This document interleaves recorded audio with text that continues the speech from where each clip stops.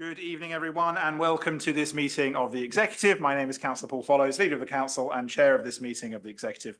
This meeting is being held in the Council Chamber at the Berries in Godalming and is being webcast as ever live. To advise, the agenda was published on Monday the 28th of July 2025. Two supplementary agenda packs were subsequently published on Wednesday the 30th of July and today, respectively, dealing with the questions. First off then, apologies for absence, Chris. Thank you, Leader. Just to confirm, apologies this evening from Councillor Janet Crow. And I believe Councillor Gemma Long as well has also given her apologies. I'm not sure if they've got to you yet though, but she has given apologies. Minutes. Can I have your approval, Executive, for the minutes of the 1st and 7th of July, respectively? All those in favour, please show. Thank you very much. Declarations. Any declarations received in advance? Tony? Just as a declaration on item 8, I am the ward councillor for Sandy Hill. Thank you very much indeed. Item 4, questions from members of the public. There have been two questions from members of the public which have been received in accordance with the rules and have been published on the council's website. I will ask those who have put the questions in to come and give their questions once a reply has been given from the portfolio holder. I will of course invite you to offer a supplementary question. The first is from Ian Colvin, and Mrs. Grant, I believe you're asking the question on Mr. Colvin's behalf. Mrs. Grant.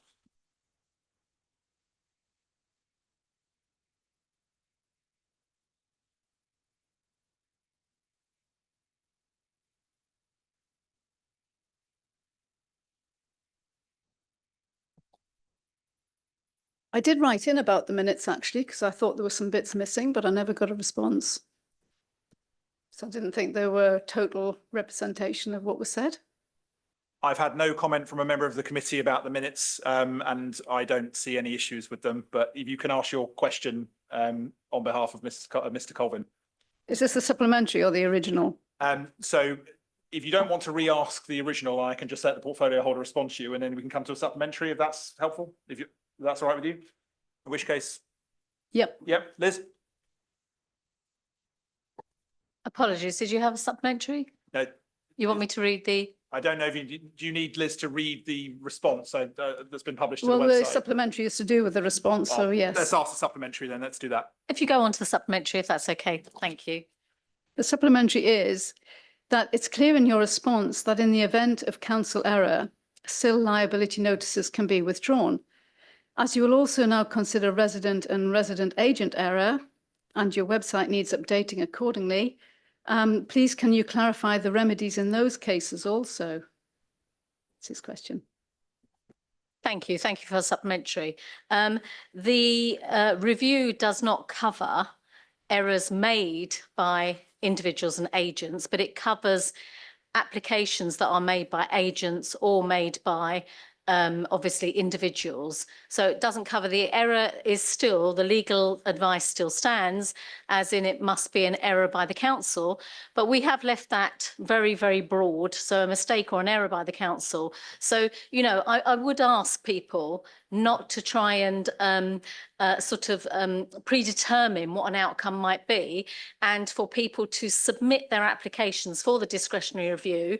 We have appointed an independent person now, and they will look at that. They've not been, you know, restricted to looking at just things around CIL. They will look at the application in total. So they may come up with recommendations with regards to obviously the CIL and the discretionary review, but they may come up with recommendations regarding enforcement, or you know, I don't know what else they might come up with, but anything. They are, their brief is broad. They can look at the application in the round. So it still stands. But previously, I think it was implied that we wouldn't allow, if an agent had been involved, there was some confusion that we wouldn't allow those discretionary reviews to go ahead, and that's not correct.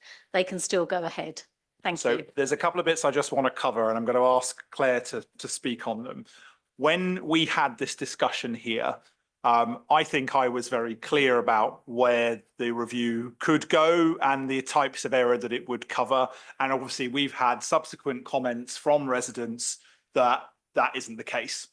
And so one of the things that I have kicked off with officers over the course of the intervening, what's it been, 2-3 weeks, is check whether we need to actually modify the terms of reference, i.e. Appendix 3 of the original terms of reference for the discretionary review, to more clearly reflect that.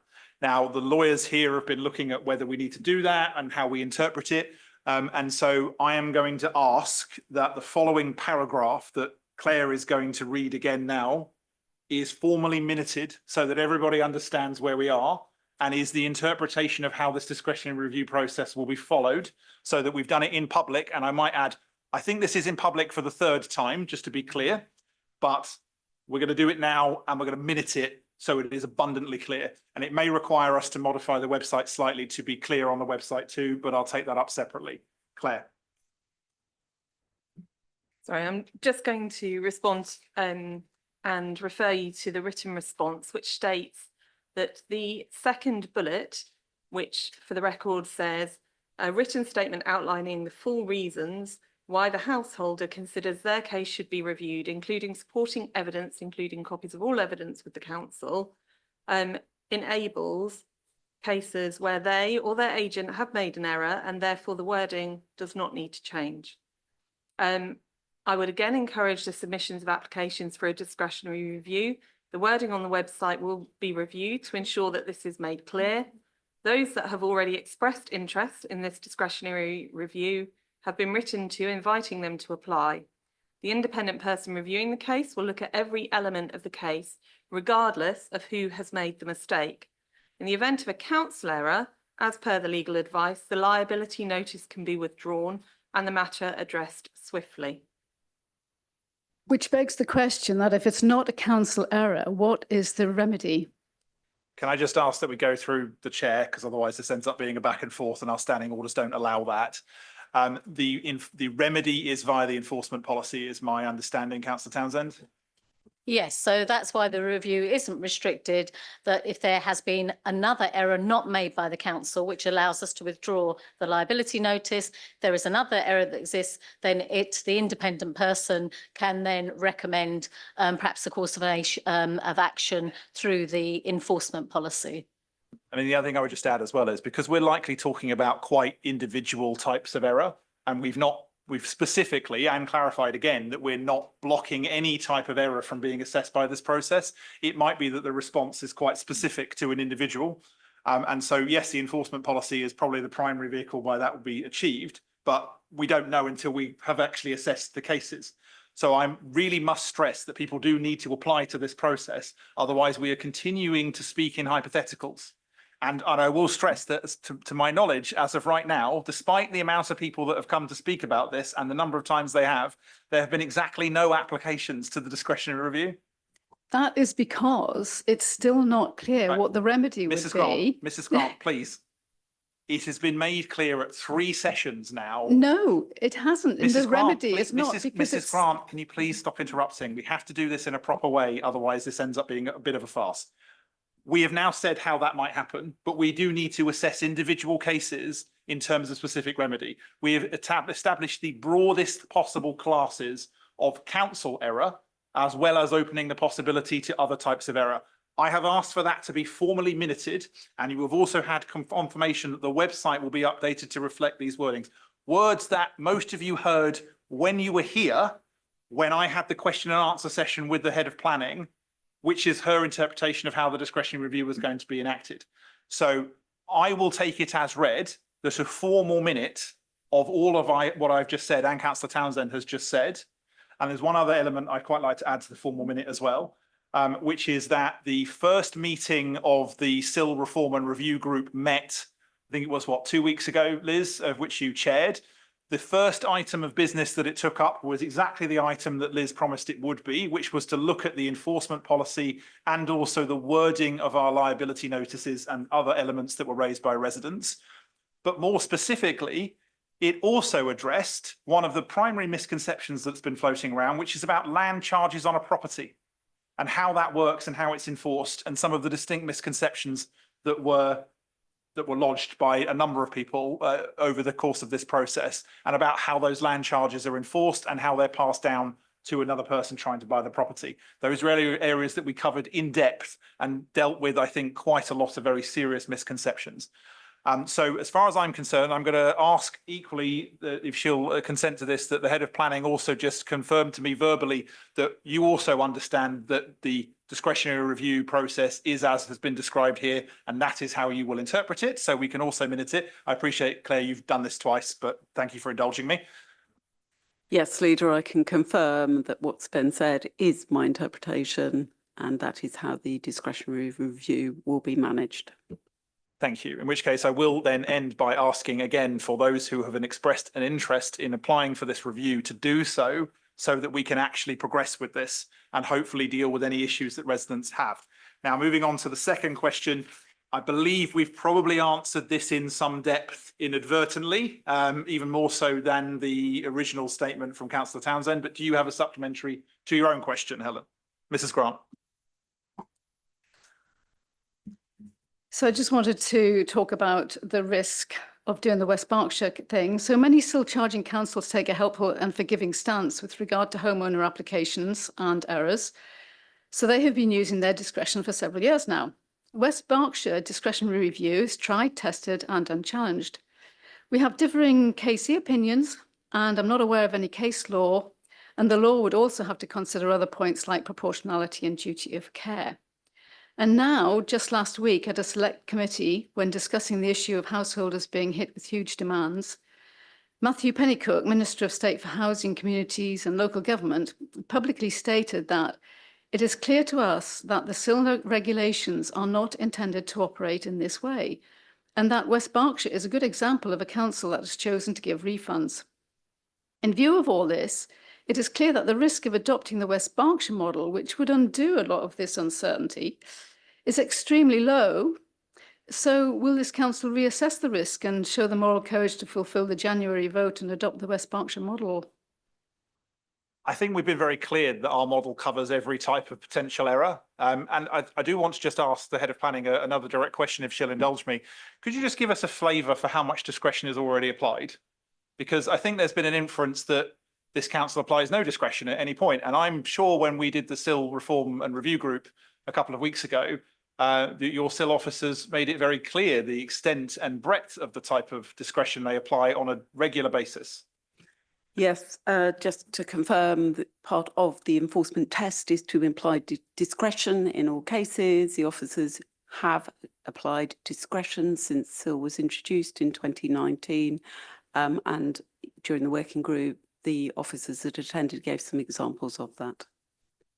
Which is why then it's important for those who feel that discretion has not been applied or not been applied appropriately to apply to the discretionary review, which, as we've now had formally minuted and confirmed again by the head of planning, that is the intention of the policy, to deal with this in a holistic way with no predetermination as to the outcome, with an independent person to assess all types of error, council and resident, and to look at ways of remediating that where error has been found. Councillor Townsend, as the original question was to you, would you like to add anything? Yeah, I mean, I don't think we can be clearer that we are strongly encouraging people to apply for a discretionary review. And you know, I would again urge people not to preempt or predetermine the outcome of that review.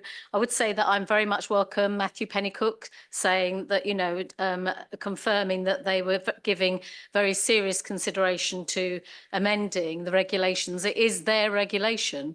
And I would also urge Matthew Pennycook to issue guidelines to councils in the interim period, because it's really important that councils are not left having to try and create a workaround to the SIL regulations. And in our legal opinion, it clearly did look at the Mr. Edwards' legal opinion as well, and that is the legal opinion that, you know, we must consider. Working outside the law is not something that should be encouraged. We must consider it. We must consider our officers' advice as well. And to be honest, I personally believe, and this is my personal opinion, that the discretionary review that we are offering that withdraws liability notices is the best outcome for our residents. It is the optimum solution for our residents.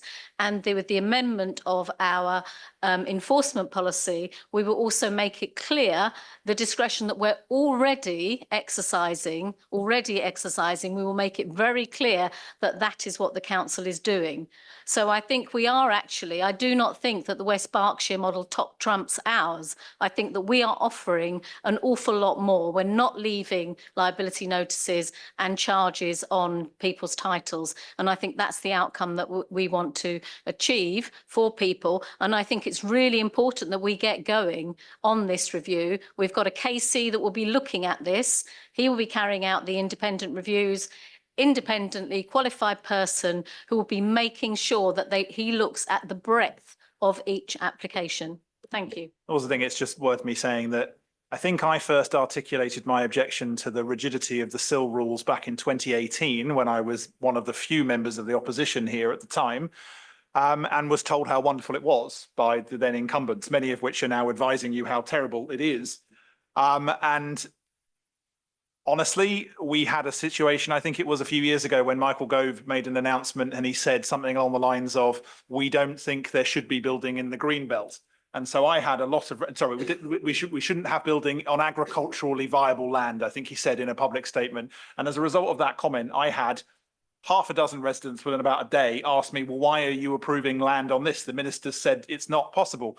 And that is just to draw the distinction between the comments of a minister versus something that is actually a legitimate act of the government to do something about it. And I would urge the government to take the comments of their junior minister and to actually enact them in law so that we can do something with them, or as the portfolio holder has said, issue some guidelines to local authorities so that this is more meaningful than the comments at a select committee of a member of the government, which at the moment is all that is. And we would need something a bit more serious than that to enable us to do something real. Liz.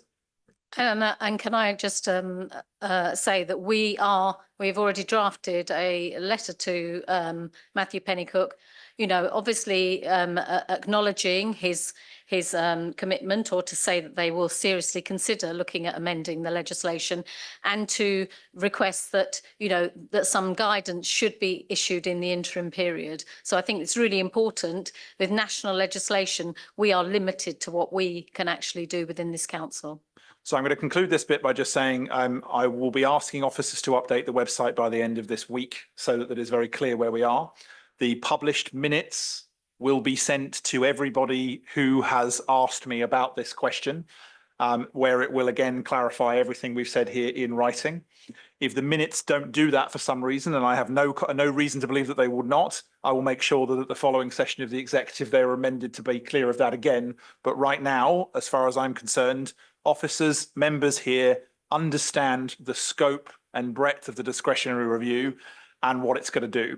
And so I would again, before concluding this item, urge any resident who believes that they need to take a claim through this process to do so. The only way you will definitely receive no relief is if you do not apply through the process.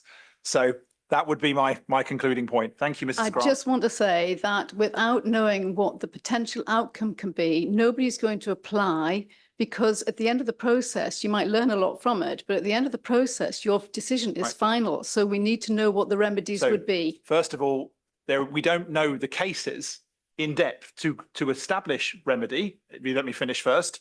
We don't know the cases to establish remedy.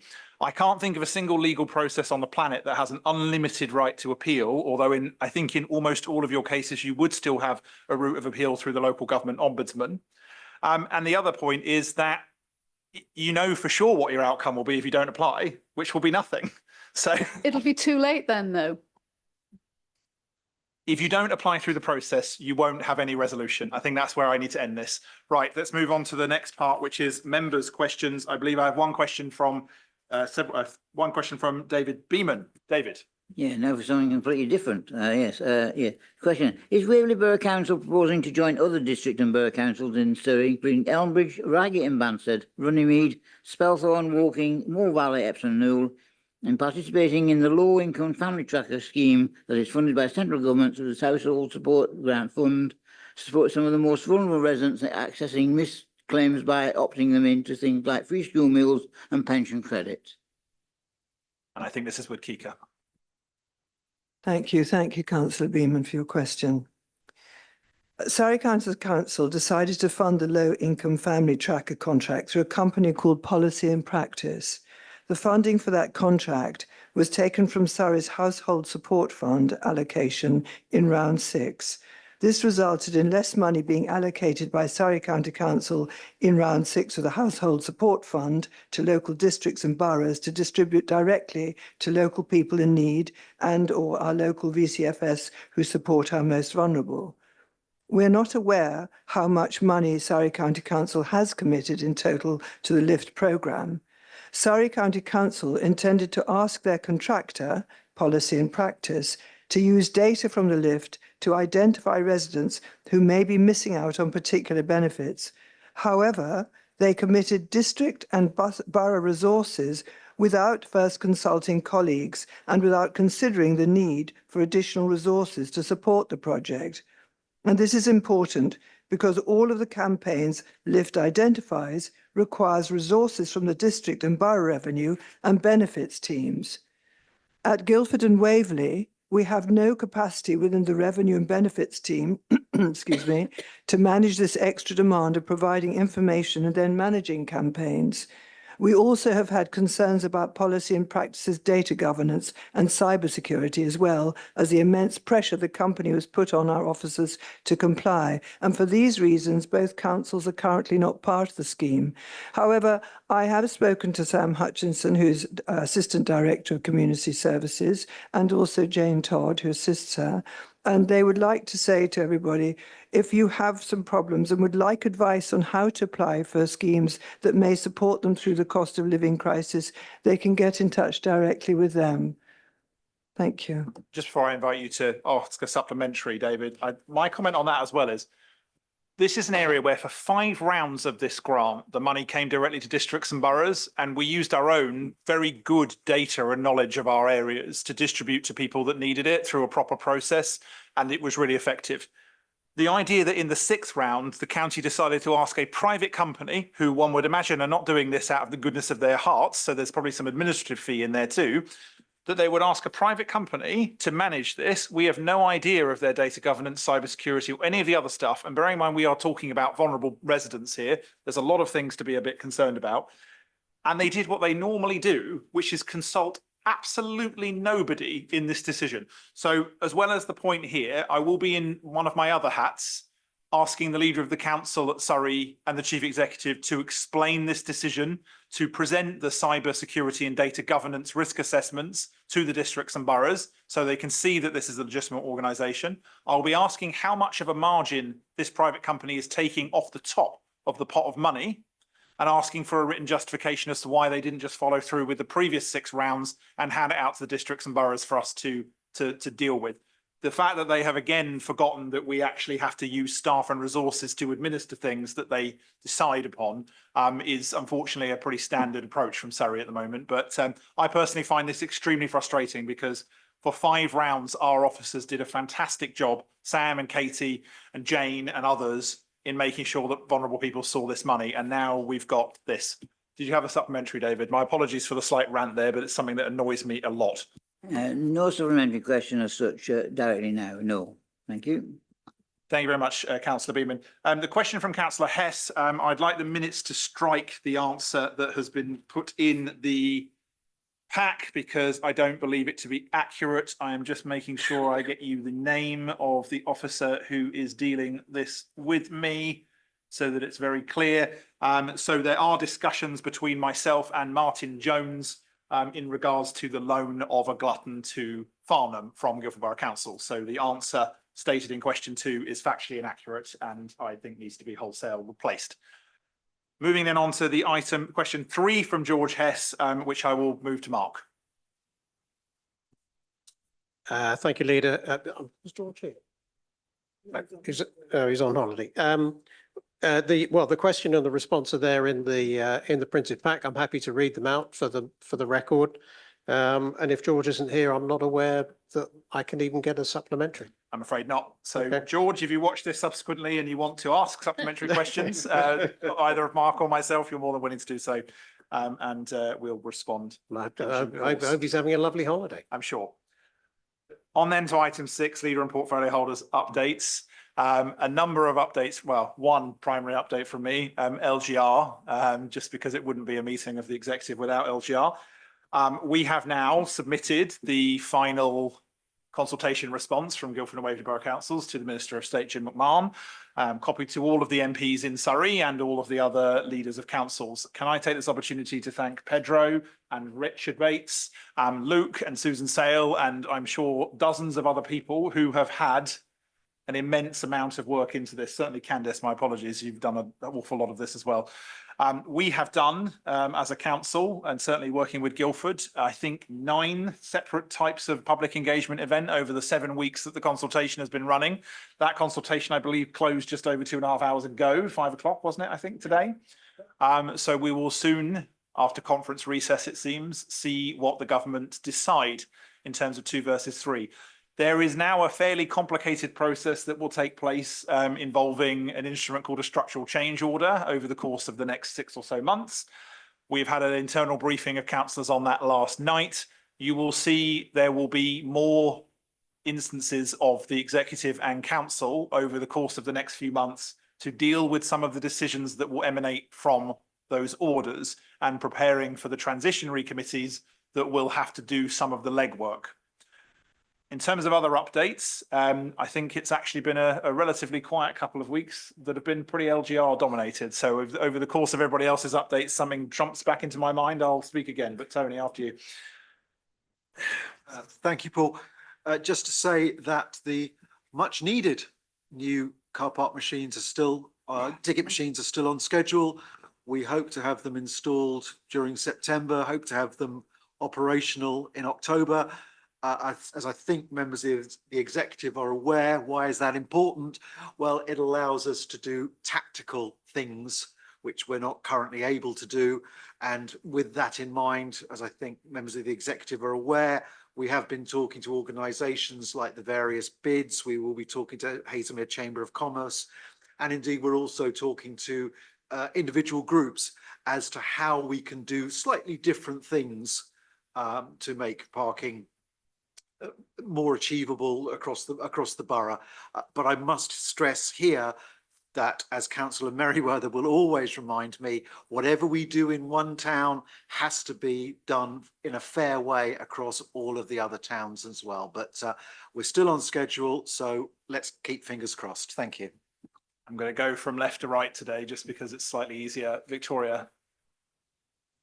No, thank you. Steve. Nothing at the moment, thanks. Mark. Thank you, Leader. Slightly belatedly, this is the first opportunity that I've had to acknowledge publicly and or report that our 2024-25 draft accounts have been published. They were published on time, and that means that we are still way up to date. We're totally up to date with all of our accounts and our audits, and a nice opportunity publicly to congratulate and thank our finance team, because Candice is sitting over there in the corner, who once again have done their job spectacularly well. Well done. Thank you, Mark, and thank you, Candice and the finance team. Liz. Thank you. I've covered probably in the answers any kind of perhaps confusion over the SIL discretionary review, and I do hope, as you said, Leader, that people do start to apply. I would just like to pick up one thing, and speaking to probably Farnham councillors here, is that there has been some sort of inquiries regarding business rate and temporary relief, perhaps due to the Farnham infrastructure project taking place. Now, you all know that we collect business rates, but we only keep about 6% of those business rates. So out of something like 38 million that we collect each year, we keep about 2 million, and that's to cover different infrastructure and support that we give to our local businesses, and also to administer the actual scheme itself. So there is the opportunity for the Valuations Office to consider temporary relief, and I would urge councillors to speak to their businesses. The business economic development team within Waverley are speaking to the bid again. We have raised it before, but we're speaking to the bid again about this, and also we'll be covering it off in our newsletter again that we goes out on our mailing list. But just in case people aren't covered by that mailing list, I would urge Farnham councillors to speak to their businesses, and you can apply. It's on the .gov.uk website. I can send round, get a link, send round so that you've all got that available. Because it's rather a long one if I say it. But, you know, there is the opportunity that during the disruption, that they might be eligible. So, you know, that's something that they can go ahead with.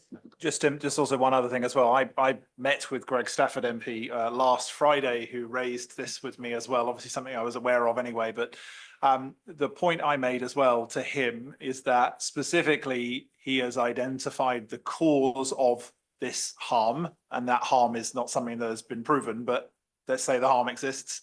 The cause of that harm to be the highways project, the Farnham infrastructure plan.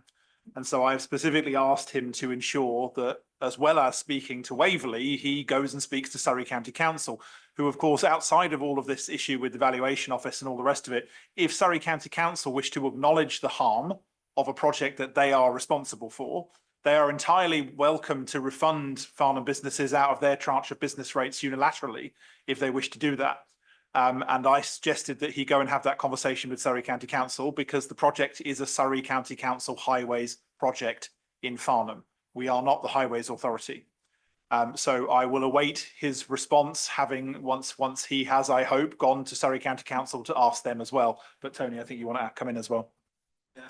Just to pick up on Liz's point, I'm aware that the Farnham bid in particular is looking to advise businesses on how they might go about doing exactly what you've proposed. However, I must also point out that footfall figures are still fine.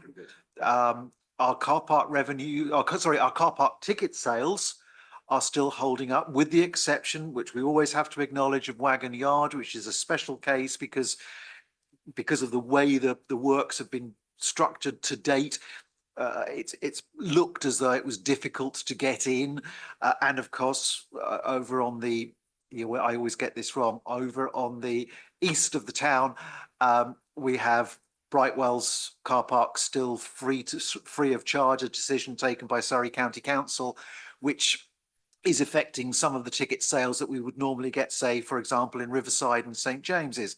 But ticket sales are all the figures that we can see suggest that Farnham businesses are holding up very well. And I think that's also reflected in the fact that a number of significant new businesses are coming to the town, major names that presumably also have done their research, and they've come to the decision that Farnham is a thriving town where they want to do business. So I think sometimes it's easy to be all doom and gloom, but I'm not quite so sure that is the case at the moment. But thank you. Just before I bring in Liz, one of the other points I made to Greg Stafford was that actually this is a council that operates on evidence, and he's entirely entitled to make the points that he's making, but I would really strongly appreciate him bringing some evidence to the table so that we can assess it in good faith.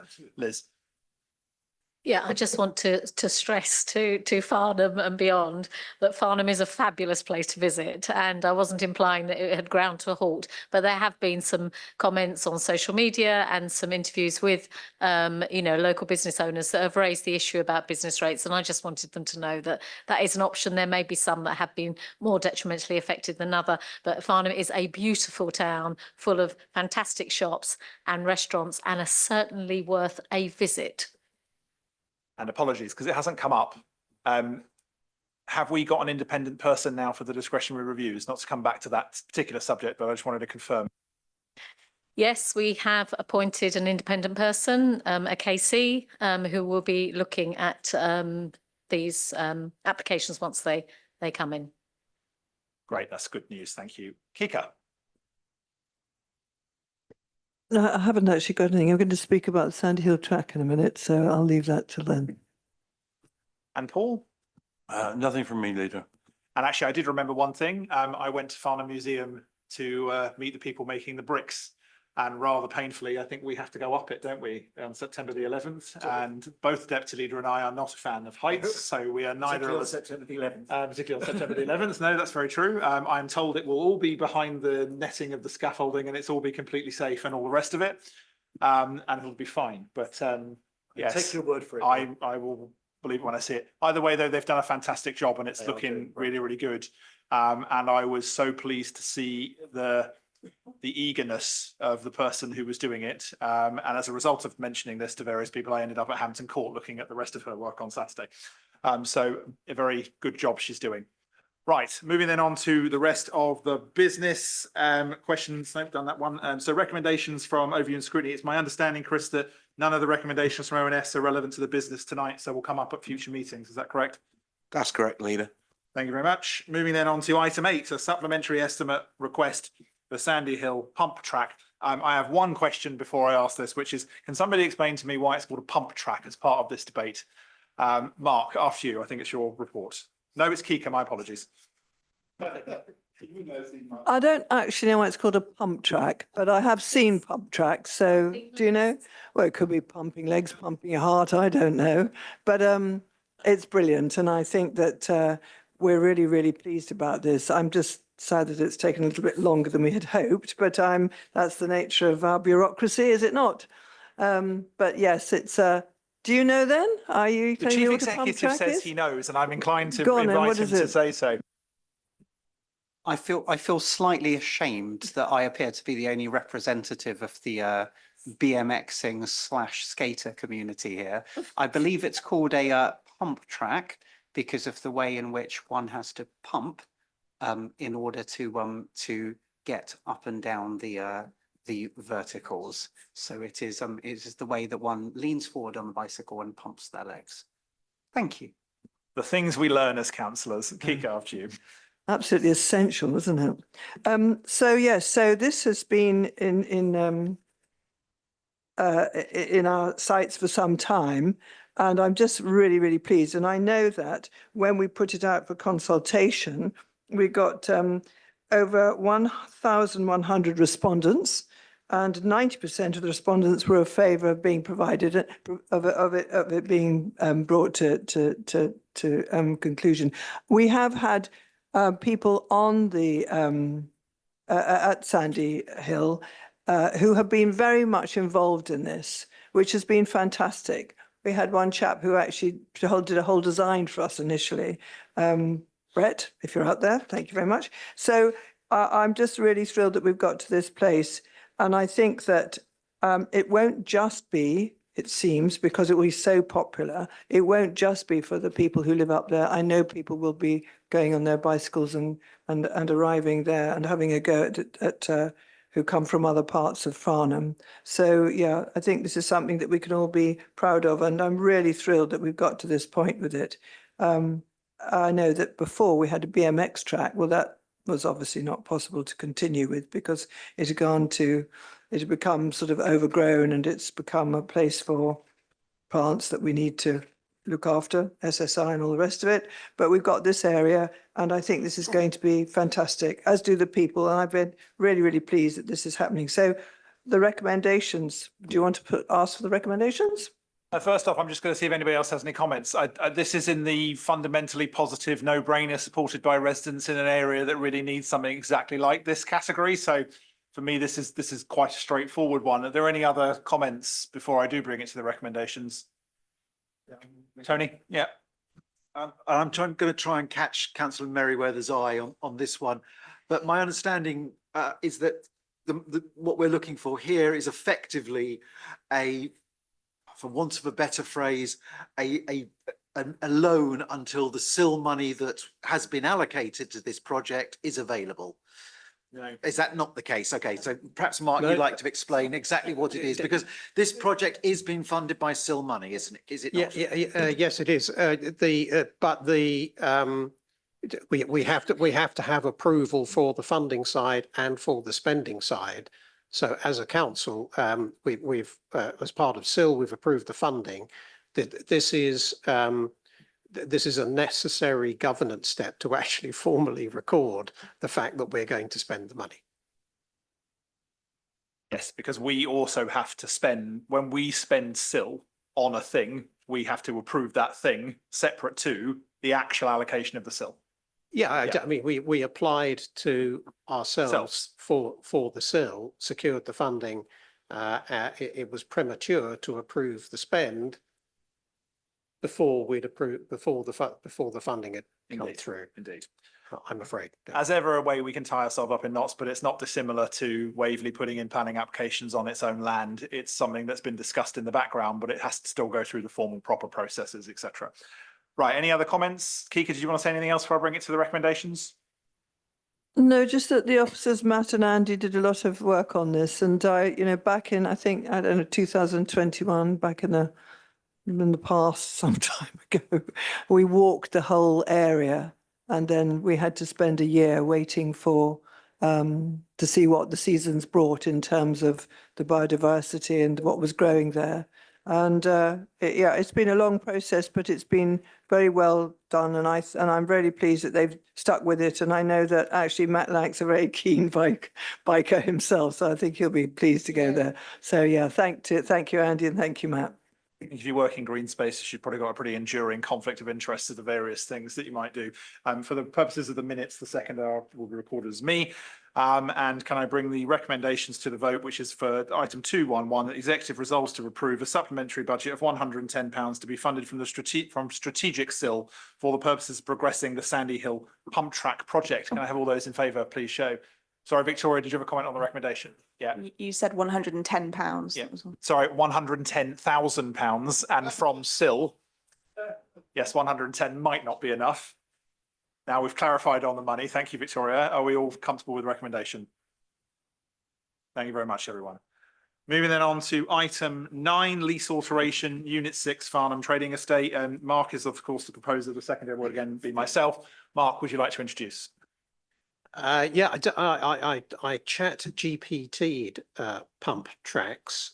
Thankfully, I don't have to do that for pickleball and paddle because I've prepared that earlier. So this is the report on starting on page 19 of your packs. Exec approval is being sought to amend the lease arrangements for Unit 6 at Farnham Trading Estate, which is actually off of Hurlands Close. The council owns the freehold of this industrial unit, which is currently let on a 125-year lease with 93 years remaining. The proposal is for that existing lease to be replaced by 2 separate leases to enable a significant investment into the site, which is currently vacant, for the provision of leisure facilities such as pickleball and paddle tennis courts for the community. The financial details are in the exempt papers, so I can't discuss them, but this is a key decision needing approval due to the rental income exceeding £200,000 over the lease term. An independent valuation has confirmed the deal offers best value, and the tenant has agreed to pay the council a premium, all associated costs and the ongoing rent at market levels. These amendments will generate additional income for the council and align with our strategic goals around well-being, economic growth and sustainability, and I commend the recommendations to this executive. Thank you. Thank you. If there are any comments, please, of course, be mindful of the 2 exempt annexes. Are there any comments? Otherwise, I will bring it straight to the recommendations as outlined in the papers. In which case, can I have all those in favour of recommendations 211 and 212 as outlined on page 20? Thank you very much, everyone. Moving on to item 10, the Farnham Park Golf Club and Cafe, which is also with Mark. I again will be listed as the seconder. Mark. Thank you, Leader. On much safer ground with golf and a cafe as a hacker. So this is the report that starts on page 61 of your packs, and we're seeking approval to grant a new 15-year lease to SQ Leasing for Farnham Park Golf Club and Cafe based on terms, again, set out in the exempt appendix, which I can't discuss in public. But again, as this lease income exceeds £200,000 over that term, it constitutes a key decision needing approval. The new lease will secure a stable income stream for the council and ensure that the golf course and club are maintained without further cost to the council over the 15-year term. It also underpins the service level agreement that we have with SQ Leasing, ensuring that the golf course, the cafe and the public toilet facilities continue to operate. The tenant is already in occupation and has demonstrated strong performance in managing the golf course and cafe and is committed to supporting Farnham Park's environmental priorities through the SLA. This includes collaboration on tree management and compliance with the council's pesticide policy. The golf club is an important community facility, welcoming players of all ages and abilities at accessible rates. It promotes health, well-being and recreation and is part, of course, of the wider Farnham Park. The lease was marketed openly and SQ Leasing emerged as the preferred tenant, offering market rent and a strong business plan. So if we approve it in a moment, the lease will help to preserve the long-standing heritage of golf on that site, support employment and avoid the risks and costs of vacancy. So I recommend the recommendation. Thank you. Thank you very much, Mark. Again, noting the exempt annex. Are there any other comments before I move to the recommendation? Seeing none, then can I have all those in favour of the recommendation that the executive approves under 2.1? Thank you very much, everyone. And as we have no further business, I can conclude the meeting at 19:46. Of course, you all need to stay for the following meeting, which will begin at 8 o'clock. Thank you.